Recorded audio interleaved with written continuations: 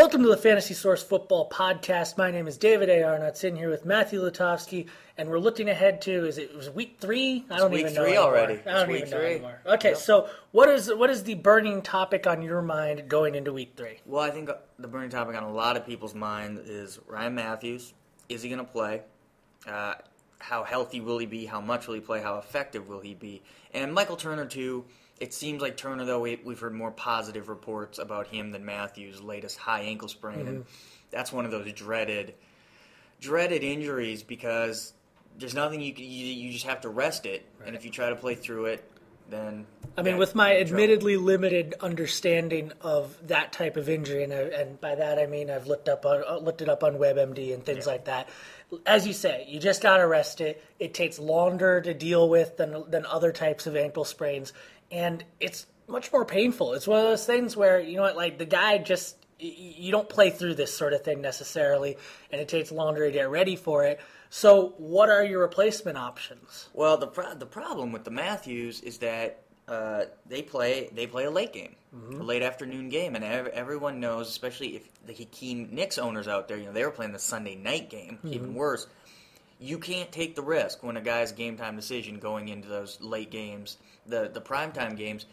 You know, right. Everybody else on your team will freeze, right? And then they're frozen on your bench. Then what do? You have to just roll with Mathews potentially. Yeah, you have to have a backup ready, and with running backs that can be tough. Like it's tough that you can't just. It's not like a wide receiver you can just grab. Like you can probably just grab Jordy Nelson, right. Throw him in. You can grab somebody who is a wide receiver 2 on his team and just isn't on a fantasy. And he might get you nothing, but at least you have a live body with. I mean, who are you going to grab? I mean, you going to maybe Chester? I'm sure Chester Taylor's not available. Right. There's going to be some backup running back who never actually plays. Oh yeah. It'd be like the Dolphins, and you're like, come on, touchdown. Like, that's what you're hoping for. So you can't risk it.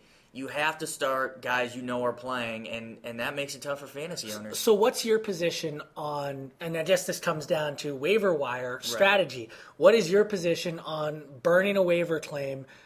Do you tend to take the point of view that, you know what, like I want to save my waiver claims for when I really, really need it because I'd rather be in the top 3 of waiver priority in order to be pretty sure that I get the guy that I want to get? Or do you go about it the way that I tend to do it, which is, you know what?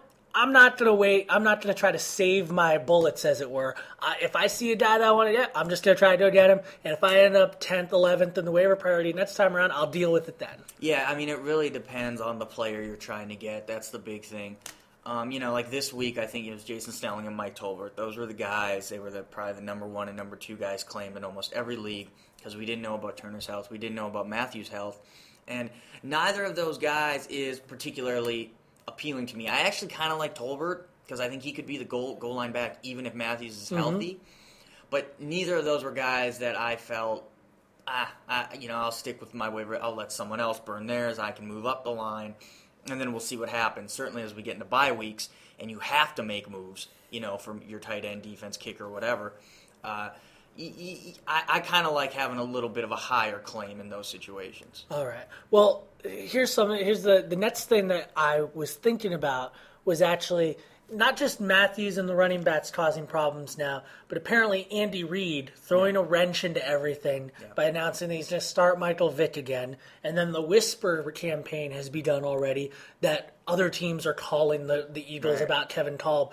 I'm not sure that that's ever going to come to anything at all because, I mean, seeing the way that the Eagles acted, what's changed in 3 weeks, really, I'm getting at.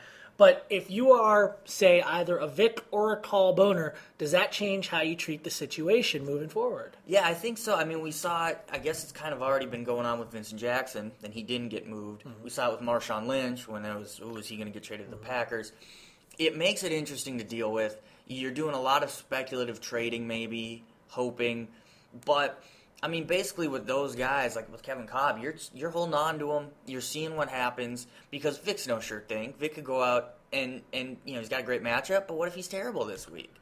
What's going to happen then the next week? Do they switch back? I mean, heaven help you if you've got Kolb as your QB1. Right. I mean that's bad. You can't be functioning then, but the point is you have to hold on to both those, Kolb and obviously Vick, since he's starting, you have to keep them on your roster. I wouldn't trade for Kolb, because if where's he going to go? Cleveland?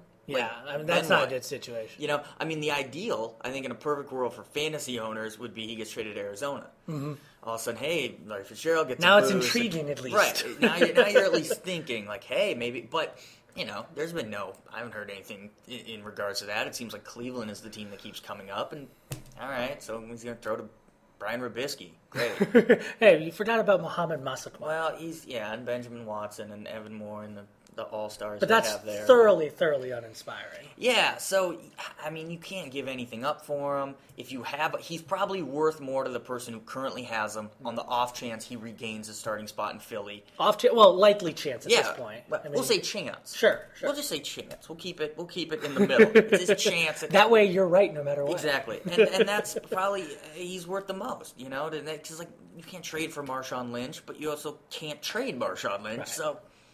Yeah, it's a stalemate. All right, well, thanks for joining us on the podcast, Matt. All right.